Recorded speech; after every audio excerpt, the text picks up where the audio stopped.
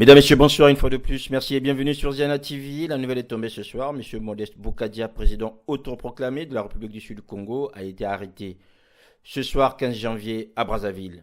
En ligne directe avec Wilfried Onyami, président autoproclamé de la République du Nord Congo, partenaire de Monsieur Boukadia. Monsieur Onyami, bonsoir. Bonsoir, monsieur Firmakosso.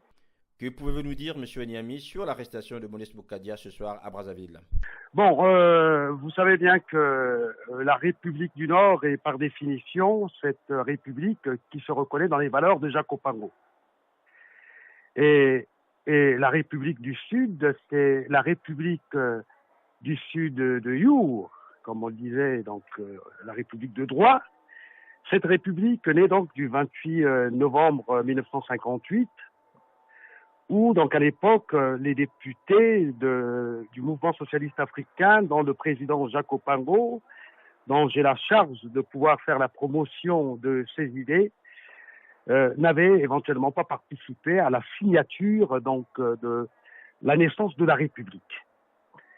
Et en cela, donc nous avions décidé avec le président Boukadia, avec d'autres partenaires également étrangers, et qu'il était nécessaire que nous revenions à l'origine même de la République pour créer les conditions de l'union nationale et de l'unité nationale.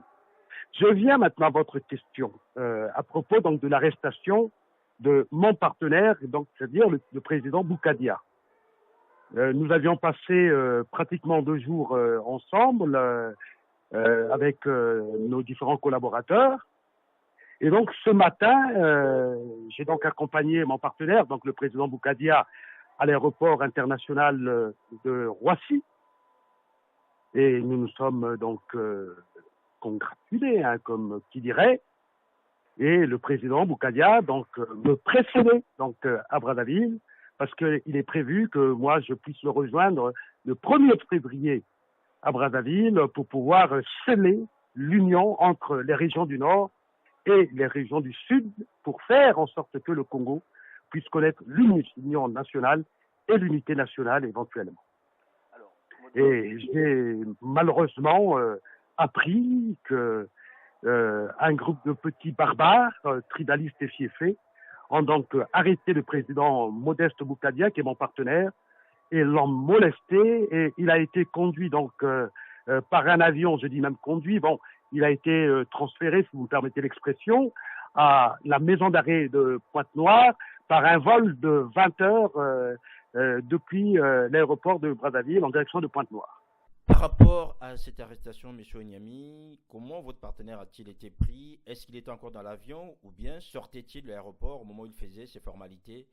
Bon, étant avec la première dame, donc Madame Nadine Boukadia, au moment où elle s'apprêtait à aller donc prendre les billets pour partir à Pointe-Noire, parce qu'il était question juste qu'il rencontre quelques membres du comité de soutien de la démarche que nous sommes en train éventuellement de faire avec le président Boukadia, c'est à ce moment-là que Madame Nadine Boukadia, revenant, s'est rendu compte que M. Boukadia avait été arrêté par une cohorte de militaires en rage, le traitant comme un véritable chien, ne respectant même pas son intégrité physique. Et c'est à ce moment-là que le président Boukadia a levé ses mains, montrant donc à son épouse et au comité de soutien qui était présent donc à l'aéroport, les menottes, et il a été sérieusement bastonné. Et je peux vous dire, il lui a été confisqué donc sa mallette où il y avait donc des documents et quelques objets également de très très grande importance, heureusement pour nous, que nous avions quand même quelques réserves. Voilà. Wilfried Onyami, ce voyage pour M. Boukadia a été risqué. En avait-il conscience? Mais risqué dans quel sens? Moi, je me pose la question de savoir, quand je reçois depuis l'arrestation du président Boukadia, mon partenaire, près de 50 à 60 appels téléphoniques. Me disons très simplement que le président Boukadia, votre partenaire, est allé se jeter dans la gueule du loup. Absolument pas. Nous le disons de manière tout à fait claire. Le président Boukadia est parti à Brazzaville, me précédant parce que moi, je devais arriver le premier pour sceller l'union nationale, éventuellement l'unité nationale. Donc, je ne pense pas que le Congo aujourd'hui n'est plus jamais dirigé.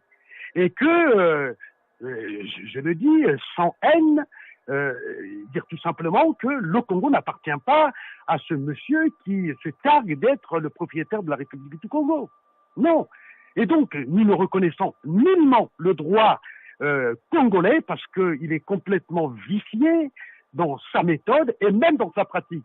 Vous voulez éventuellement me parler de cette condamnation fallacieuse de 30 ans par contumace qui a été prononcée par le tribunal tribaliste de Brazzaville? Nous ne le reconnaissons pas. Donc, monsieur Sirmakosso, excusez-moi, je peux vous dire que monsieur Boukadia est parti à Brazzaville en terre natale, en terre ancestrale, et moi également, je devais donc suivre le président Boukadia, et je crois que je ferai la démarche, comme l'a fait le président Jacob Pango quand le président Yulu fut arrêté. Je peux vous dire que une fois que j'aurai fini toutes les démarches diplomatiques à Paris, je me rendrai à Brazzaville pour aller me constituer prisonnier à côté du président Boukadia, et je vous le dis, et cela se fera le 1er février. Avez-vous, Wilfried Niami, des nouvelles de Modeste Boukadia depuis qu'il a été transféré à Pointe-Noire? Oui, j'ai quelques nouvelles, mais je vous en révélerai pas la quintessence donc de la source. Mais je peux vous dire tout simplement que nous sommes partis à Brazzaville, non pas pour mordre la poussière, mais pour mordre sérieusement. Mais je peux vous dire que j'ai des informations précises, et même parmi ceux qui l'ont arrêté, ils m'envoient des informations, et je les ai chaque minute, et je peux, sans raison le dire, savoir même ce qu'il est en train de vivre au moment où je parle. Ça fait pratiquement 5 minutes. Voilà. Fait-il l'objet d'un traitement particulier, Wilfried Niami? Oh, l'inhumanisme dans toute sa bonté, dans toute sa beauté. L'homme est molesté et saccagé, excusez-moi, parce que quand je parle de saccagé, parce que le traitement qui lui est accordé en ce moment peut être considéré qu'un traitement qu'on peut éventuellement donner à une chose. Voilà pourquoi je dis que l'homme est saccagé, et je peux vous dire que je vous parle avec autant d'émotion, mais je peux vous dire que nous avions le courage parce qu'au moins vient se révéler un véritable patriote. M. Boukadia a fait ce voyage du Congo accompagné de son épouse. A-t-elle fait l'objet d'arrestation ou d'autres traitements? Sinon, est-elle libre? Je préfère ne pas répondre à cette question. Elle relève tout simplement d'une vie privée, et je n'ai pas l'intention d'exposer, même si elle ne pourra peut-être pas subir certaines choses, parce que, imaginez-vous, je peux vous dire que je suis très confiant. Je vous ferai une très belle image. Vous savez que l'éléphant apparaît parfois comme étant l'animal le plus gros, mais quand une souris arrive dans sa trempe, excusez-moi, on assiste parfois à la fin de l'éléphant. Wilfried Niami, vous annoncez votre voyage pour le Congo ce 1er février. Est-ce que vous ne craignez pas pour votre intégrité physique, puisque vous évoquez des violences à l'encontre de la personne de M.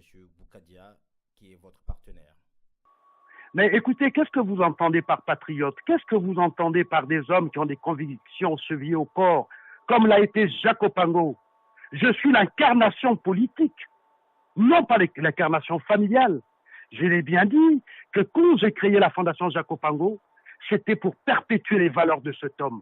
Étant entendu que le président Boukadia est tombé dans un traquenard de petits barbares, je peux vous dire que je prendrai l'avion et j'irai à Brazzaville, et que ce dernier puisse également me faire prisonnier à côté du président Boukadia. Je peux vous dire que je suis un homme avec des convictions chevillées au corps.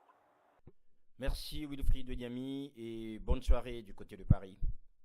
Je vous en prie, merci beaucoup Monsieur Sirmakosso d'avoir pu vous intéresser à la vie d'un homme qui, je crois et je n'en doute pas, le Congo aura la chance d'avoir Mahatma Gandhi et Nelson Mandela. Merci Monsieur Makosso.